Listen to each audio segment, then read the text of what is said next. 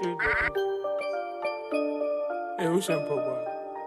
guys, welcome back to my channel. My name is Merit and today I'm here with a guest. By the support. So today we'll be reacting to Jordan Peterson Savage Comeback. Without further ado, let's get started. Yeah. How much responsibility do you feel that you have, particularly guys to the alt-right, who, as you say, some of them have enjoyed your work and say, No, I'm not one of you guys. I'm not with you guys. They haven't enjoyed my work. I've definitely read bits on the internet. Read more. Do you think a trans woman is a real woman? I don't really like the way those questions are formulated. You know, I don't know what that means. What do you mean a real woman? Well, I'm asking you, in your mind, you know, it depends what you think a real woman is, but do you think a trans woman is a woman? No, Why not? because I think that women are capable, generally speaking, of having babies, and they have female genitalia, and they have an XX chromosome, and I think the biological markers are relevant. I'm interested in people being able to have different choices and having equality of outcome. Aha, well, so the overwhelming proportion of people who are in prisons are male. Now, do you want to equalize that, just out of curiosity? What about bricklayers? They're 99% male, and we've got about 3/4 of the population now in universities in the humanities and social sciences are female. Yeah. Are we going to equalize that?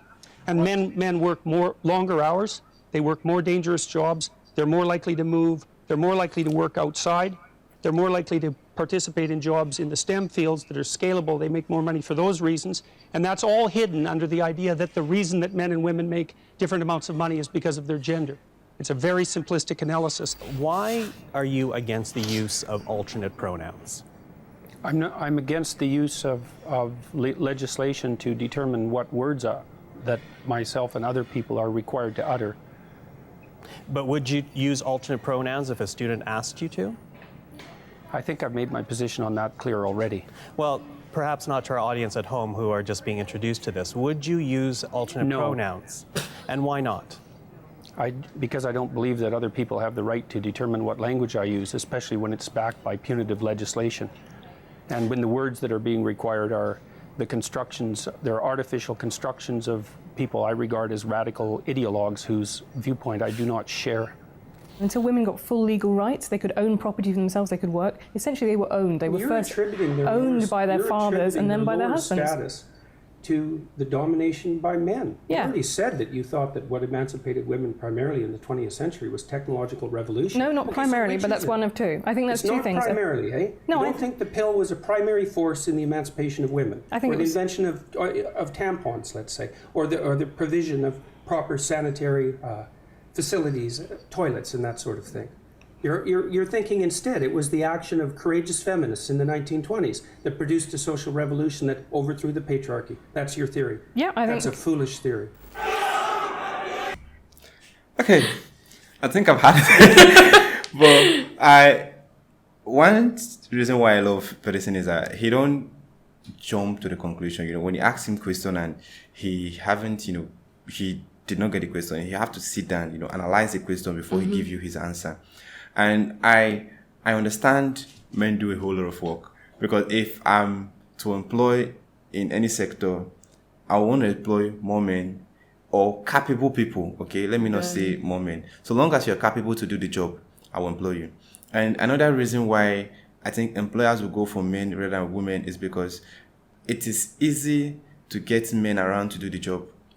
As soon as a woman gets married, you see, there are so many limitations. One, your attention now is shared into 3 parts: your work, your husband, and your children. You see, as soon as you start making children, now you have to make sure, okay, you are taking care of those children. You have to make sure your husband is okay. You have to make sure your job is okay. So for you to get a lady that is devoted to her job, she's either single or she's not ready to marry yet. Yes. So aside from that, you see, those are the limitations. But when it comes to a guy, I feel we have more freedom. You see, because the highest thing is you make a call at home, okay, I'll be coming back late today, and that's fine. That's it. But I just feel, and when it comes to, doing equal job, there are so many jobs that I feel a man would do with ease. That a woman wouldn't. I wouldn't even advise a woman to do such job, because, I don't see women as weak people, but I feel there are some jobs we just need to just respect them not to do because they are tedious. You see, when it comes to the work of pilots, both people can do it. You see, but when it comes to the job of bricklaying, it's something. They are building a skyscraper. It's something I wouldn't advise a lady to do. I know there are so many ladies that are strong enough to do, but it's not everyone, you see. But when it comes to men, you can easily see people that will fit into those jobs. What do you think? I like Jordan's firm decisions on every topic he was asked on. When they asked about the pronouns, he was firm, whether or not his audience like him or it's like. That's the kind of people we have to be. Like, once you decide to back something or you decide to do something, nothing should break your devotion to it. You should be firm and stand by it. Every question he was tackled with, he was calm, collected, and he answered with ease, as if nothing. But you see, some people, when they're being asked, they start to fumble. That's when the person will see that your decision is not really it's not really stand, it's shaky, and they can just sweep you. They can just say something and they will convince you right now. Well, let's continue and say something. All right.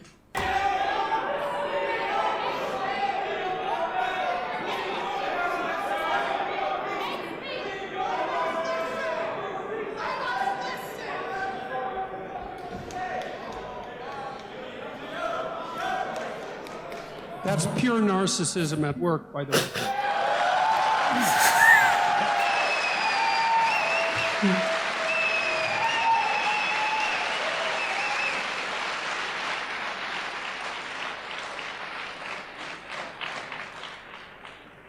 To hijack an event like this that other people put time and effort into, and to use their civility of the crowd and the civility of the organizers as an excuse to blatantly yell out your ill-informed opinions is no way to conduct a civil dialogue. It's absolutely appalling. The people who do that should be embarrassed. My idea of the patriarchy is a system of male dominance of society. Yeah, but that's not my sense of the patriarchy. So what's yours? Well, in what sense is our society male-dominated? The fact that the vast majority of wealth is owned by men, the vast majority of capital is owned by men. Women do more unpaid labour. A very tiny proportion of men, and a huge proportion of people who are seriously disaffected are men. Most people in prison are men. Most people who are on the street are men. Most victims of violent crime are men. Most people who commit suicide are men. Most people who die in wars are men. People who do worse in school are men. It's like, where's the dominance here precisely?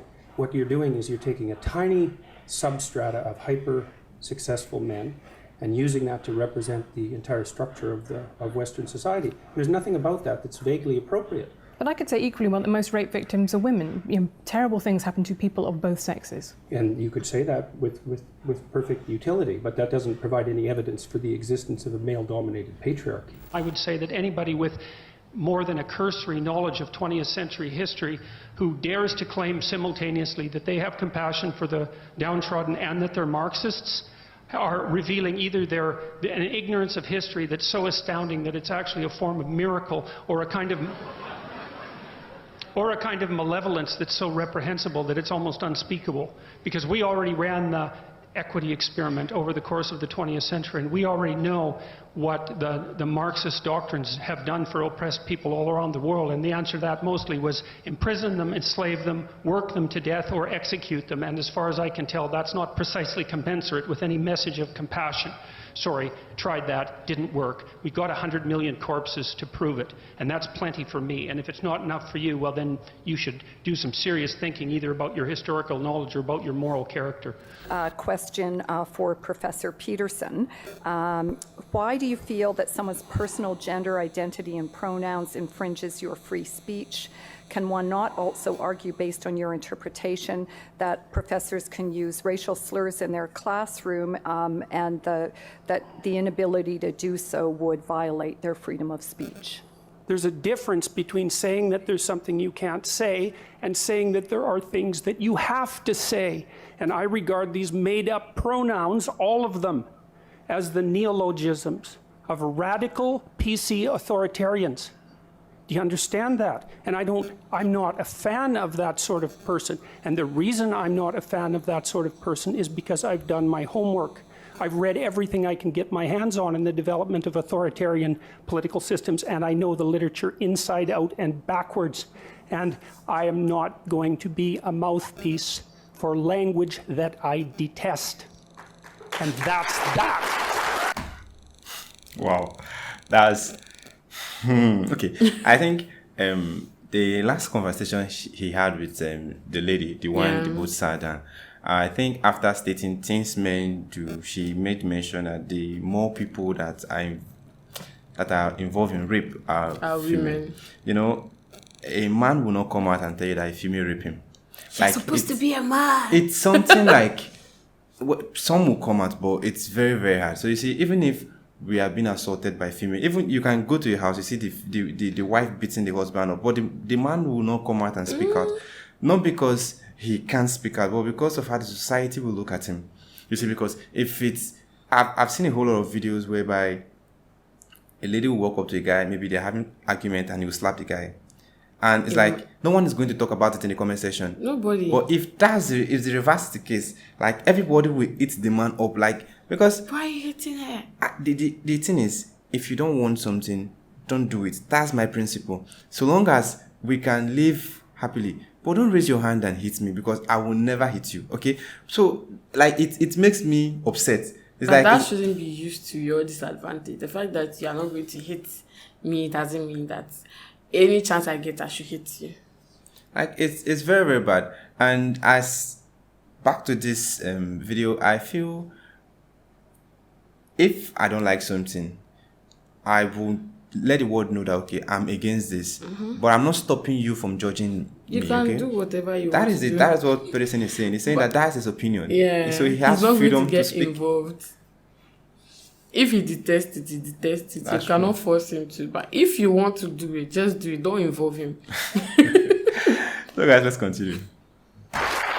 This whole patriarchy thing, I think you have no idea how pernicious and dangerous it is. Well, no, You I know, don't. men I and really don't. women Go on. Throughout history have fundamentally cooperated to push back against the absolute catastrophe of existence. A terrible death rate, the probability of chronic starvation, early death, disease, the difficulty of raising children with all the death that was associated with that. And to look backwards in time and say, well, basically what happened was men took the upper hand and persecuted women in this tyrannical patriarchy. It's absolutely dreadful misreading of history. It's a terrible thing to teach young women, and it's a horrible thing to inflict upon men. When the Marxists say, well, that wasn't real Marxism, what it really means, and I've thought about this for a long time, it's the most arrogant possible statement anyone could ever make. It means, if I would have been in Stalin's position, I would have ushered in the damn utopia instead of the genocidal massacres, because I understand the doctrine of Marxism and everything about me is good. It's like, well, think again, sunshine. You don't understand it. You don't understand it. And you're not that good. And if the power was in your hands, assuming you had the competence, which you don't, you wouldn't have done any better. And even if you had, there would have been someone else waiting right behind you to shoot you the first time you actually tried to do anything good. And that's what happened to all the old guard who ran the damn revolution. Stalin rounded them all up and shot them, along with their families and millions of other people. So even if you do happen to be that avatar of moral purity that you claim implicitly, the probability that you'd get to act out your goodness in relationship to those possessed by your ideology is zero. Is being sensitive to offence such a problem though? Like, we would have previously called that manners. It's a terrible problem. So imagine you, okay, so the rule is you can't offend anyone, all right? Let's say you're speaking to one person, I can't offend you. All right, fair enough. What if I'm speaking to 10 people? Do I get to offend 1 in 10? How about 1 in 100? How about 1 in 1,000? You're going to come out on stage and you're going to say something important about something vital, and you're not going to offend 1 person in 1,000? Well, you can't say anything about anything important ever without offending probably the person you're talking to. Important speech about important issues, especially contentious issues, is instantly offensive. Wow, guys. The last video says it all. Yeah. You can't give your thoughts of your opinion about a topic and not expect to offend someone. That's true. So he knows that definitely anything he speaks about that comes out will definitely offend someone. But he doesn't care because he's speaking the truth. He's speaking facts, so he doesn't care. You see, one of the interviews, he asked the lady to read more. Yeah. Because it's like, you can't do passive reading and come and interview me. That's true. Because I know what I'm talking about. So you should know what you're asking me about. If you don't know, then probably reschedule this meeting and go and read more. Yeah. Come back and let's have this conversation.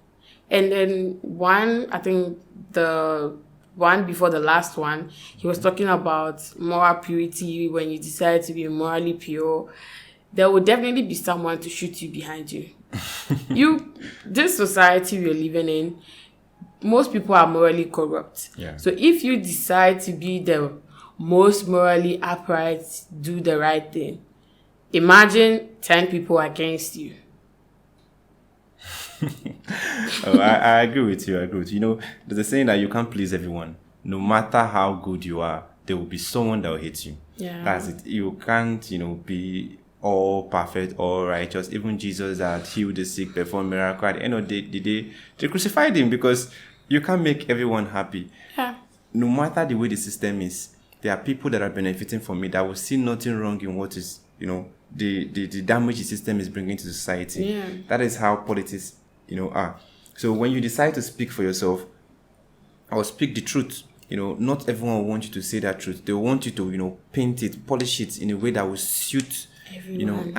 And that is bad. That is why the society is the way it is, because there are people that are willing to do the job, but they are not getting the opportunity because of the way the system is being built, because it's like a certain amount of people are allowed, or a certain kind of people are allowed to do some certain things, even if they are not qualified to do it.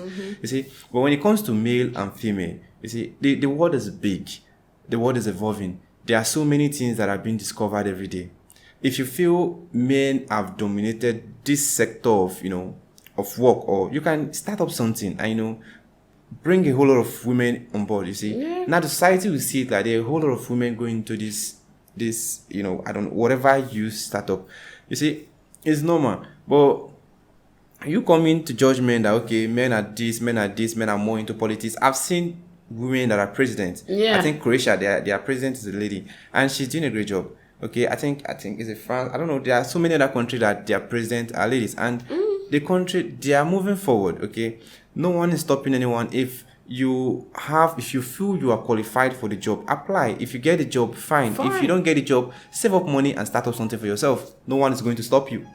We're so glad checking out this video. If you have the recommendation, let us know in the comment section. It is your first time visiting the channel, click on the subscribe button, and I'm glad reacting this video with my amazing guests. By the support. Thanks for watching, and remember this. Yeah.